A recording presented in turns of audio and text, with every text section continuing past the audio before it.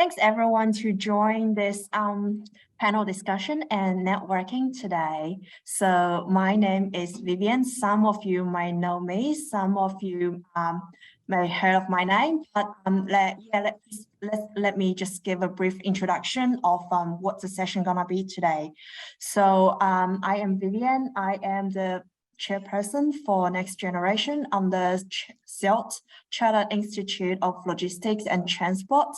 And I'm taking care of all the young professionals, or nowadays we call Next Generations, bringing all the young, passionate people to this industry. And this event is co-hosted by us and Academy Global. So Academy Global is a leading training providers for government and corporate training. So they provide blended training, online e-learning, face-to-face trainings. Correct me if that's wrong, Sri. So massive thanks to Academy Global. And yeah, we've got 4 fantastic panel members today.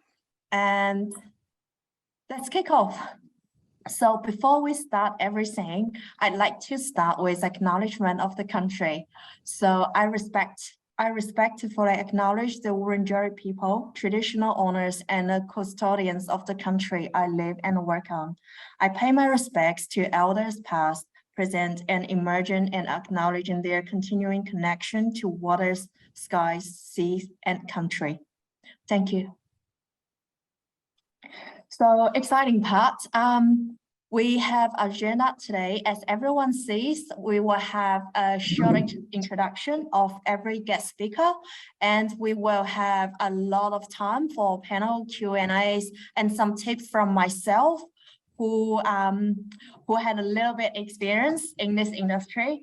And we will take questions from broader audience who's here today. And also I will spend maybe 5-10 minutes to have a brief introduction to you of what is CILTA Australia, or CILTA, what we call it, and how do we join as a student member. Because I realize probably everyone here, or most of you guys here, you're from final year grads or new starters of industry. So yeah, it's very important to find a home, or find where we call a home, to get some tips or to know like-minded people.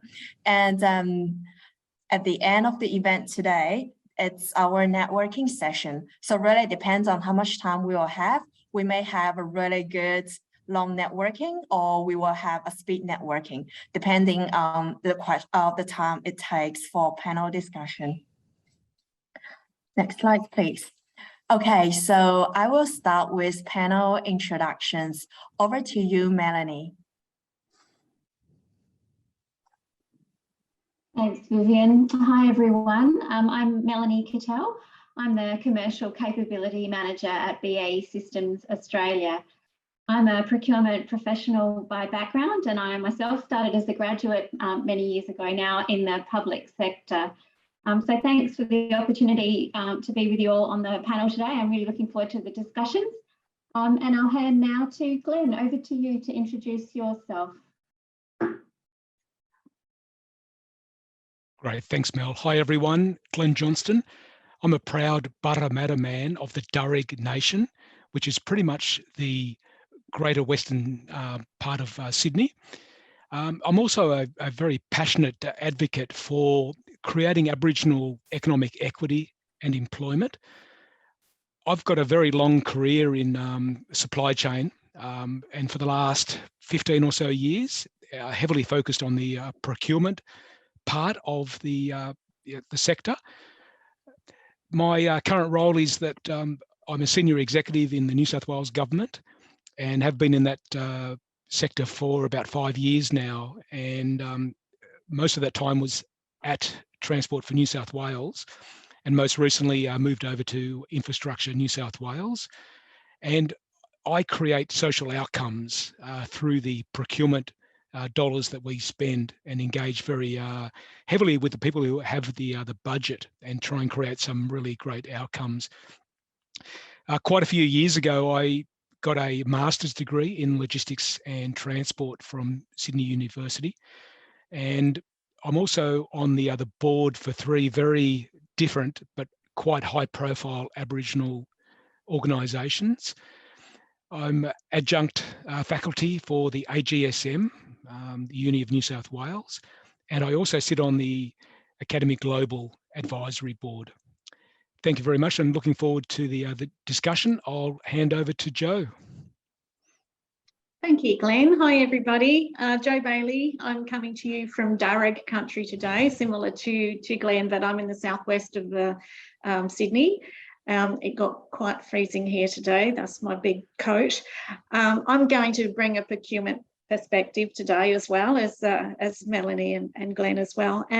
Thank you very much for having me. And I'd like to welcome Dr. Vin and hand over to Dr. Vin to introduce himself as well. Thank you very much, Jo, and thanks, Vivian. My name's Vin. Hello, everyone. I'm from RMIT University, where I'm currently an associate professor there. I'm also the founder of the Australian Maritime Logistics Research Network. So prior to my academic career, I spent some years working in the industry for shipping company, freight forwarding, logistics, and last but not least, the container terminal. So my background is very much into maritime logistics. That's where I come from. It's a pleasure to be here and looking forward to a very interesting session. Over to you, Vivian. Thanks, everyone. Yeah, we are so glad that we have invited all these amazing people to our panel discussion today. So we had a brief look at the questions that you have submitted while during registration, and massive thanks to Siri who have helped to put up all the questions together. So during our Q&A session, these questions have been grouped in 3 categories. One regarding professional bodies, and the second is about industry, and then there's some people tips. So we'll start with, let me have a look at the question list. And I will start with this question that we carefully selected as a strategic piece. So what have been the changes in logistics and supply chain management in the past couple of years, and the implication to logistics and supply chain strategies and skill development? That's a very interesting question. And over to you, Dr. Lei. Thank you, Vivian, and thanks for the questions. I think perhaps one of the most visible changes that are taking place is a shift from JIT, just in time, to JIC, or just in case approach, while demanding optimized costs and responsiveness still be in place in supply chain. So therefore, supply chain in the future would need to possess resilient capability, with an adaptive and resilient capacity system. And this system should be digitally embedded and technically supported, and should be built on 3 distinct but interrelated capabilities of prediction, response, and recovery in relation to disruption, as we have seen in the past couple of years due to COVID-19, and then the resulting effect of that into supply chain disruption, amplified as well by the recent military conflict in Ukraine. So to build up the prediction capability, firms would need to conduct detailed mapping of their supply chain and have total visibility of their supplier and supplier and their location, as well as their customer and customers and their location, as well as other logistic players involved in the supply chain, and how product and information flow exchange between the player. The business capability of prediction, or we call foresight, would be greatly facilitated with the enhanced digitization of business processes across the supply chain. Because a digital supply chain would enable a player to share information in real or near real time, and to collaborate and coordinate effectively via digital platform. And through these, prospective risk could be early detected, and preparation can be done accordingly through an ecosystem of partnership. Now, in terms of response, the most noteworthy change is diversification, as we have seen in the last couple of years. This should be designed and implemented on multiple fronts, from procurement and then production, operation, and transport to last mile delivery. Now, on the procurement front, firms have been adopting the multi-sourcing strategy which means avoid having a single source of supply. Now, diversifying the manufacturing or operation network is also required to guard businesses against unexpected disruption from factors that may negatively affect the production or operation in a geographical area, for example, natural disaster or labor strike. Now, through mapping their supply chain, firm would be able to assess the criticalness of key components upon which either onshoring or nearshoring, or even the new term which has emerged recently, friendshoring strategy could be applied.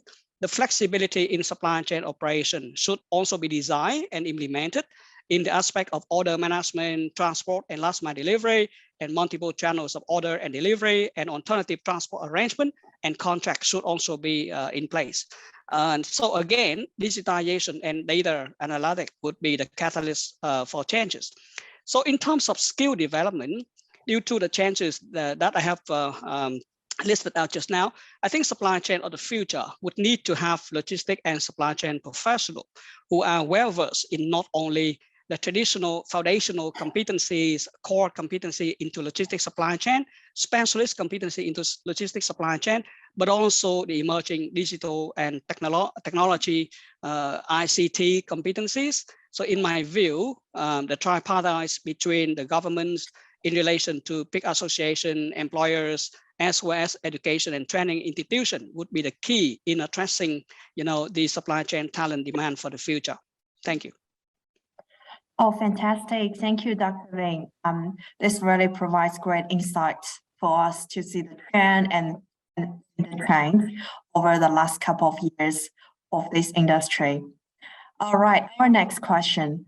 It's an interesting one again. How can we address the gender gap in logistics and supply chain industry? Well, so I will assign this question to Lang. Great, thanks, Vivian.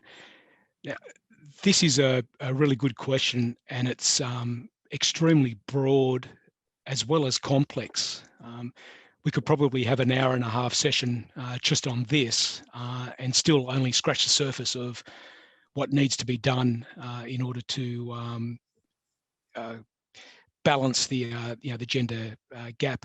But what I've got is just a couple of points for you to think about, and hopefully it leads to further questions that we might be able to discuss a little bit later. But at the heart of what I'm about to talk about isn't just unique to the logistics, transport or supply chain sector. It really does cut across a number of other sectors. And another sector that really comes to mind and almost parallels is the construction and infrastructure sector. And that's my area of expertise that I've certainly been into in the last few years. So I'm probably going to relate more to that. But as I said, there are parallels between supply chain and construction. But really, the first point is that we've got to address the misconceptions about the industry or the sectors. Historically, it's been very focused on a blue collar type workforce, and with that tended to be the male dominant area. But we've got to address that and change that misconception that the female or the female gender is equally capable of working in those sectors, but we've got to create the frameworks to enable more of that. We've got to look at increasing the female student enrolments, because I like to think about the pipeline of talent that comes through. So if we just focus our attention on the beginning part of the pipeline, making it really attractive for female students to want to get into that sector. Now we do that through making sure that there's availability through TAFEs and universities and other colleges. But that has to be attractive, and there's a lot of work that needs to be done to build that, to make it attractive and increase the awareness of opportunities for female students. Another really important area is creating a culturally safe environment and bigger than that is the industry itself. But you can't focus on the industry. You've got to drill down into individual organisations, and those organisations have to drive that cultural safety. And then as that momentum grows, that spreads across the whole of the sector. But the important part about safety is it can be as simple as making sure that there's enough female toilets and change rooms for staff. Now that sounds fairly simple, but I've been on a number of sites where there might be change rooms for 15 or 20 males, and there's literally no female change rooms or toilets. They have to use a disabled toilet. That's not acceptable.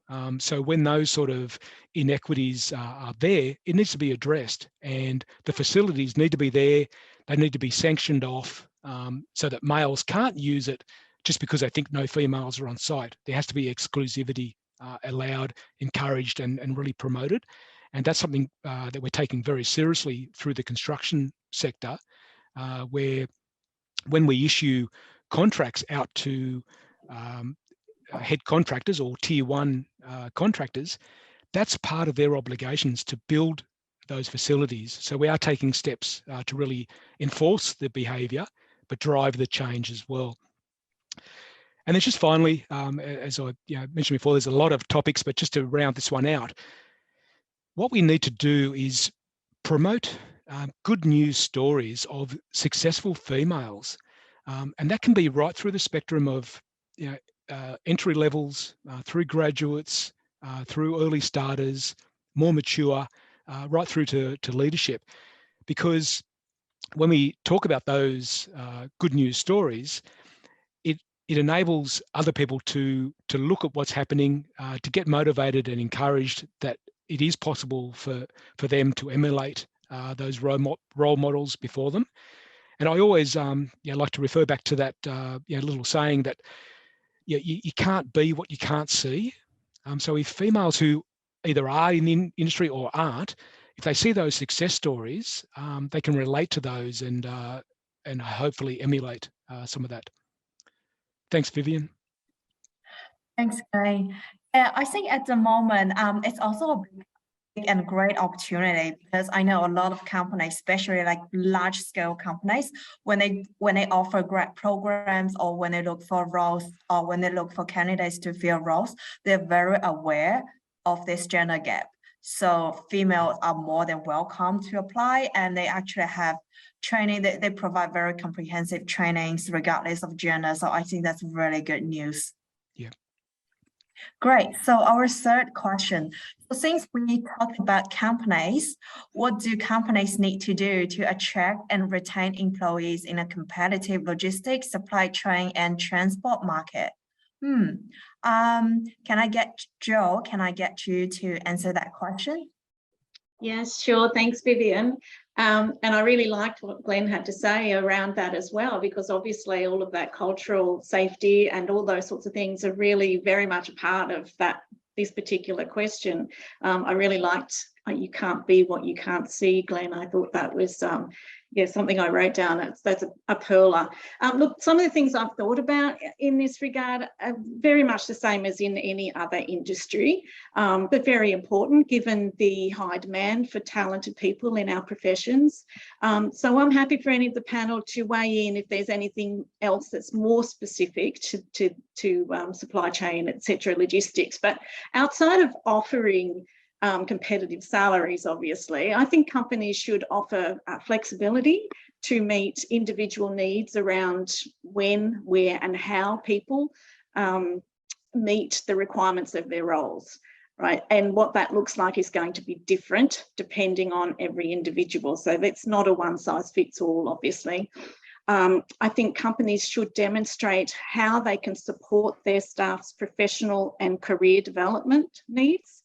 I think a lot of people are really looking for what's my career path in this organisation, or how can this organisation help me to develop my career. And so organisations can actually have, obviously there's on-the-job experience, etc., which is really vital, but also perhaps companies can work with other professional bodies in terms of helping them to meet their training needs and other learning and networking opportunities. For example, you know, the organisations can help people to establish their career development path and actually support them throughout that. So actually set a plan, a tailored plan.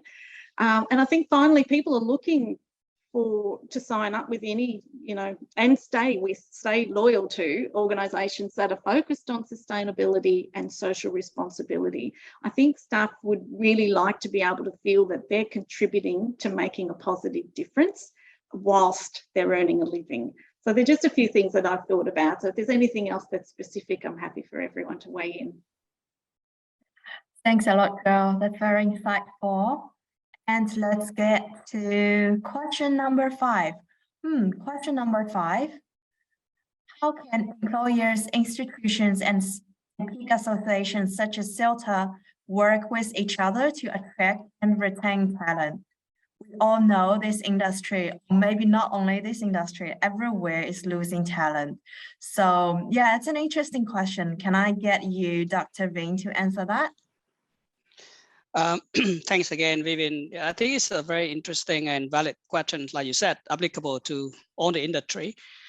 So in my view, we according to some report that some of my fellow panelists will mention later on, there is currently a skill shortage in this industry. And in my view, this skill shortage problem should be addressed from a systemic perspective, from short term to medium term to long term. The key player in the tripartite I mentioned earlier, the government's employer and education and training institution, as well as the peak association, should all play their part diligently in the what I call the ecosystem of manpower development. So in the short term, I think the government may consider creating a conducive environment for the influx of skilled supply chain logistic professionals to be able to work in Australia. The government may consider providing incentive locally for young school leavers and others to join the industry. In the medium and long term, the government shall provide funding support for what we call industry-led education and training in the supply chain and logistics sector. From the employer side, they shall proactively participate in the education and training of supply chain and logistic professionals of the future. And this can be done via a variety of ways, such as by joining the industry advisory boards of the school. So say, for example, at our IT university, the School of Accounting, Information System and Supply Chain, where I'm currently working for, we have the so-called industry advisory board, which members from key logistics supply chain companies in Australia. So employer can also provide opportunity for students in terms of, you know, internship and work integrated learning or student project, for example. So through the advisory roles of roles of industry professional bodies such as CILTA, the employer can also connect the training institution with the government in terms of specifying the industry demand for the government funded training programs and providing input to the industry-led program as well. Now, on the part of the training institution, in collaboration with the industry, they should design and implement so-called industry-led training program, which incorporate the requirements for changing skill sets of supply chain and logistics professional, like I mentioned in my previous response. Thanks for that, Vivian. Thanks, Dr. Vinh. So the other question regarding professional bodies, Glenn, I will get you to answer this question, is that what are your views on professional bodies such as CILTA and their role in advocating for transport to play a larger role in student curriculums to get more people interested in and recognizing the value of transport as a vocation or as a career? Yeah, that is a very good question as well. And my disclaimer is that I am not a member of CILT or CILTA, but I am a long-term member of CIPS, which again has parallels to CILTA in that it is a professional body. It's globally recognised. It's certainly recognised in Australia. And so my experience I'm drawing into this response is based on that involvement, but the ideologies are very, very similar about the professional body or the peak body and what that value can be. Again, my list of points here is not exhaustive, and we could really talk about this for many hours, but some of the areas that I think are worthy of noting are that the responsibilities of a peak body or a professional body is that they set and assess the professional exams, and the reason for that is it maintains a standard. So I think the peak bodies have that responsibility to drive that forward. There has to be a real focus on continuing professional development, or CPD, to want to get people to earn those points, to be motivated to go and learn about areas of their profession. So again, the peak bodies have that as a key responsibility or mandate to set and drive those CPD requirements. Another really important area is code of conduct. Whilst we all work in organisations that generally have their own code of conduct, and that's fine, we need to follow those. As professions, we need organisations or peak bodies to set through a level of collaboration and then distribute and keep the awareness around codes of conduct on how we expect each player in our industry to behave, and what some of the consequences for breaching those codes of conduct are. So it's again a real key requirement of peak bodies to own and drive codes of conduct. Now we have to also expect that peak bodies have to create an environment of building networks, because again we're all buried in our own organisations, and yes, there's networks within those organisations and similar type of organisations, but the networks have to be broader than that. You don't want to just be focused on your industry. You take diversity and diversity of thought by bringing other sectors, other industries, other organisations' thoughts and processes in, and you do that through networking. We're going to have a network session later on. That's how you learn and build awareness and experience what other people are experiencing as their lived journey. And then finally, there's career support and professional awareness. It's very hard as individuals to drive our own profession. There has to be that collective momentum. And again, peak bodies have that as a real key role, where collectively they drive advocacy, particularly through government, and then also through industry as well. So the excellence that we're trying to promote and expect, that's the role of a peak body. Thanks, Vivian. Thanks a lot, Glenn. And well, here's another question for you on people tips. So for broad audience, we're moving to people tips in this category. So the first one would be, what are some of the most important skills and attributes required for an entry-level role in this industry? Let's think about grads, let's think about people who have like a year or 2 years experience. What's your thought, Glenn? I mean, I've done a lot of talking. How about I let Melanie kick off on this one? Sure, I'll just have to refresh what the question, skills and attributes. Well, I'd say in addition to the technical skills that you'll gain from your qualification, I think some of the softer skills are also really essential to complement that. So things like being able to influence effectively with stakeholder management and having really clear communication skills is important. Yeah. I think it's also important to have those sort of team skills. You want to be a team player. You want to be proactive, have a can-do attitude, and if you see something that could be done better, be open and say that.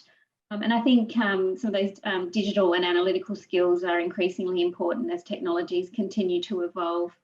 And I guess another one that comes to mind is health and safety, which you mentioned earlier, Glenn, is, you know, really critical. So going into a new role in the sector, just making sure that you've got an awareness of how important that is as a concept, I think is important too. So that'd be my quick thoughts there. Fantastic. Thank you, Melanie. And what do you think? Well, given the recent shift in the workforce to hybrid working, and what are the advantages and disadvantages of working from home for graduates? Is that one for me, Vivian? Yes. Okay, well, I think there's a lot that could be said in this space. There's certainly a lot of pros and cons, and I think this ties in nicely with what Joe was saying before, that, you know, it's really part of that employee value proposition that you know, to attract and retain talent, employees need to offer that flexible working approach, and that it's not a one size fits all. So I strongly agree with that.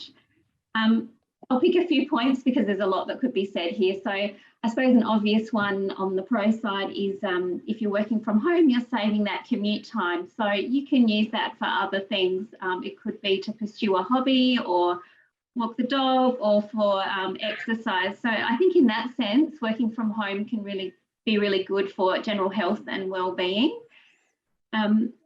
You know, as a working mother myself, although I'm not a graduate, not all graduates are early careers. So I think that's also, you know, beneficial, being able to be more flexible in terms of hours for school drop-offs and pick-ups and family time. So I think that can also in some ways help to attract women to the workforce. In terms of some of the cons, again, there's quite a few downsides to it as well. So let's say if you're a graduate, then or a new starter, you're new to a company. So not only are you trying to learn the role, but you're also trying to learn the business at the same time. And that can be quite difficult when you're working remotely or getting to bond with your team. Whereas if you've been in the business for a while, you've got that corporate knowledge, you know, how things work and who does what. So that can be a little bit trickier. And I think also you miss those opportunities for informal meet and greets. If someone's walking past your desk, your boss might introduce you if you're in the office, but you miss out on that from home. And during the height of lockdown, I had a couple of graduates say to me that, you know, they were new and they felt uncomfortable calling their boss with what they thought was a silly question. Whereas if they're in the office, they can see that their boss is free and they can just easily, you know, pop their head over the partition and ask that question. I think it's also important to mention it's important to have a proper home working environment. Often I see grads working in their bedrooms or their kitchen tables, which is all well and good, but I think, you know, we need to be responsible for ourselves as well and always be conscious of having a safe and ergonomically safe working environment. I think there's also a risk that the line between home and work can become blurred, and speaking for myself, it can be tempting to keep working on into the night. So you have to have that discipline to manage yourself. So I think that'd be some points from me, but I'm sure some of the others will have things to add too. Good. Thanks, Melanie. How about you, Glenn? Yeah, Melanie covered most of the points I was going to talk about, but one key disadvantage of hybrid is the way that burnout can creep in to our work, because it's almost, you know, there's no off switch with hybrid. We think we have to be connected 24/7 because we're not physically present. When you're physically present, you're there, and when you go home at night, there's that, you know, that physical separation. But the hybrid or online working can be real of an issue where you just don't learn how to shut off. And if you're a new employee or a graduate, you're trying to impress, you're trying to, you know, make your mark. So you think you have to try harder as well, but that's often not the case. So that's just one of the key things I'd put out there for people to be aware of. Thanks, Vivian. Thanks, Glenn, and thanks, Melanie. Very good on there. And the next question is very specific. So somebody put a question: I am working as purchasing administration officer. Could you please share some tips to take my career ahead? I'm not sure if the person who asked the question here is today, but yeah, Joe, can I get your insight in this, please? Yeah, definitely. I actually did start as a purchasing officer, so not purchasing officer, administration officer. So I'm happy to answer this. Again, that could be a lifetime of answers, couldn't it really? But I'll get very succinct with a few tips, I guess, from my perspective. First and foremost, do a great job where you are. So in the role that you're at, be known for providing great service to everyone you deal with. So you be the best representative for your unit or your organisation and your personal brand. So that would be the first thing I would suggest, rather than running off and being great elsewhere, be great where you are. Secondly, take responsibility for your own learning and development. Speak to your supervisor about the skills you need to improve your current role and ready you for the next role.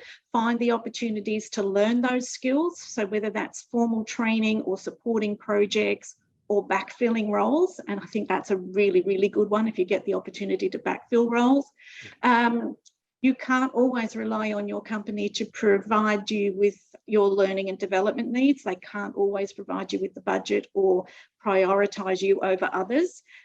So which means investing your own time and dollars to ongoing learning that could include attending webinars, presentations or conferences, reading articles, staying current that way, connecting with and learning from others in your profession. They're just a few examples. And then finally, and this is something I didn't do initially and I regret it, take opportunities as they arise. Okay, so back yourself. If somebody says, I think you should go for that job, go for that job. That's all I had. Did you have anything else, Glenn, or on this one? Yeah. Like you, Joe, I actually started as a purchasing clerk as well, way back. And what has really driven the way I shaped my earlier career and certainly my later career as well was exactly what you said. I said yes to any task. Obviously, that was meaningful and not belligerent, but take the challenge. When someone asks, can you do this? The answer is yes. And then try and work out how to do it. Don't overthink it and say, how do I line this up to fit into my career? But just do it. And you might be amazed at how that leads, because there's often eyes on us in organizations. People are watching. And when people see that you're enthusiastic about doing those sort of things, it opens other doors and other opportunities. So back yourself and say yes. Challenge yourself, to bigger and better things. Your career is your career. It's actually not owned by your manager. Quite often people think that your manager or your leader is responsible for your career outcomes. They're not. They can help enable some of the outcomes, but ultimately you're responsible for that. So you need to drive that. And I always tell my teams to have a rough career guide for the next 24 months about some of the things you want to do. Some organisations have a very formal professional development plan framework, some less so, but irrespective, you need to work within that environment. And if it's a formal one, that's great. You can really build your career around that. But if it's an informal one, then you need to own some of those outcomes. Identify some training, as Joe said. Sometimes you've got to put your own hand in your own pocket and finance that. Other times, organisations will be willing to pay for that. So you need to have those conversations. Another good tip I've got is that try and shadow a more senior executive or leader. So find someone in your organisation who may not actually even be in your function. And see if you can shadow them for half a day or a week. Again, depending on how approachable they are. But when you have that conversation initially, have it over a coffee if you're able to invite that person out. That shows two things. It shows initiative, that you want to drive your own outcome. And secondly, you want to learn what they're doing. I mean, everyone loves talking about themselves and they love sharing that. So you're generally not going to get a pushback when it's asked for in that sort of spirit. And similar to Joe said, going on secondment can also be quite scary because you often step out of your realm of comfort. But again, it shows leaders in your organization that you're willing to step up and back yourself. What leaders want to have in their team is confident, willing, able, and capable people. And you often do that through the optics. You know, people see what they see, and they see the output and willingness. Thanks, Vivian. Thanks a lot, Glenn. That's a lot of useful tips. And that's what I literally did when I started my role in this industry. That's very, very helpful. Okay, the last questions here. Why choose a career in the logistics, supply chain, and transport sectors? So that's for all of you. Yeah. And who do you want to start? So that's a big why question. I'm happy to start if you like. Sure. I'm going to speak very specifically about procurement. I think the reason why you would do procurement, and I'm obviously passionate about it, but I think one of the reasons is that the soft skills that you need to develop in procurement, including things like building rapport, negotiating and influencing, for example, will benefit you in every area of your life and in any future role. So you get those skills that will take you anywhere. Another one is it's dynamic and never dull. You get to work across all areas of an organisation, and you can get broad experience across categories, or you can choose to specialise in an area that interests you most. You get to be both strategic and hands-on to deliver on the agreed plans, think creatively and foster innovation. You can make a real difference, not only to your organisation's objectives, and outcomes, but to broader communities and to our environment. I just think if not procurement, then who can do that? And finally, you know, it can be challenging. It's not always smooth sailing, but the things you can achieve make it highly rewarding.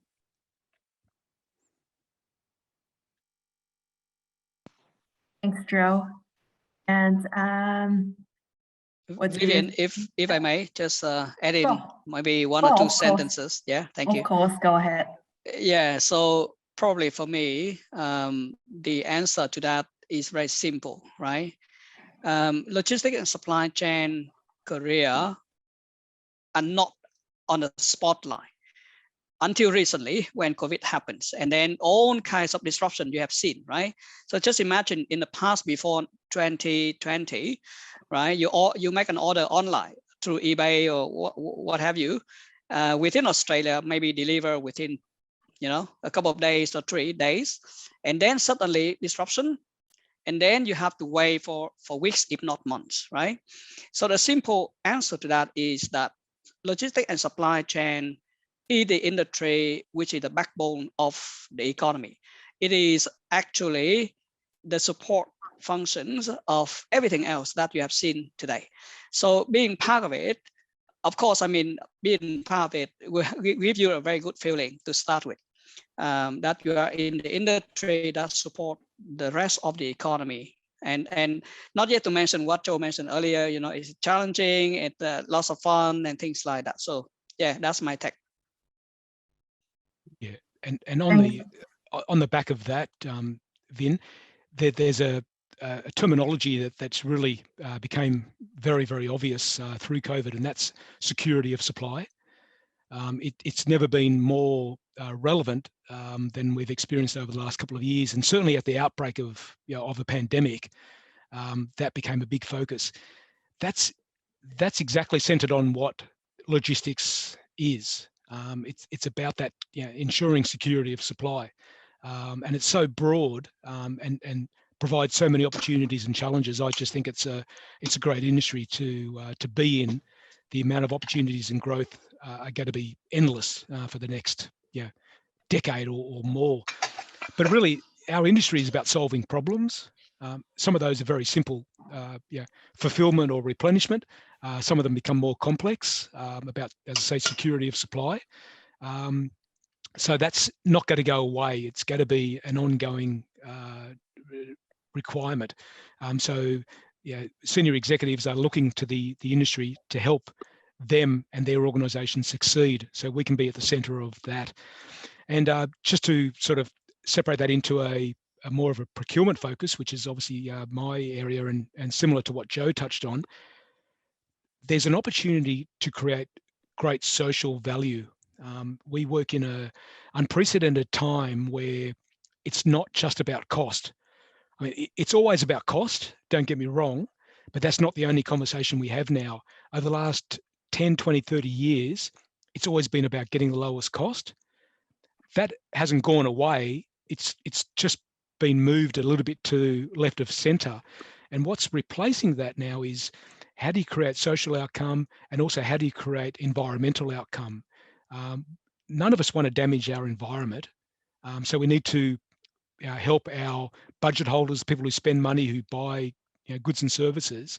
How can they create both social and environmental positive outcomes? Thanks, Vivian.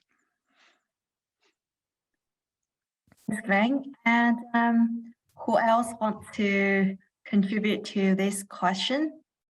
Like a lot to answer here. I'll just echo what everybody else has said, but I'd say in terms of, a profession, you've really got the opportunity to carve out a career, because there's a range of roles you can go on to have, like a specialist niche role through to a broader leadership role. So you can really carve out a career however you choose within the sector. And as Joe said, the skills you obtain are highly transferable and very much so into procurement. And it's a global profession. So, if it's for you, you can, go and carve out an international career for yourself and move overseas doing this exciting, fulfilling and value-adding work.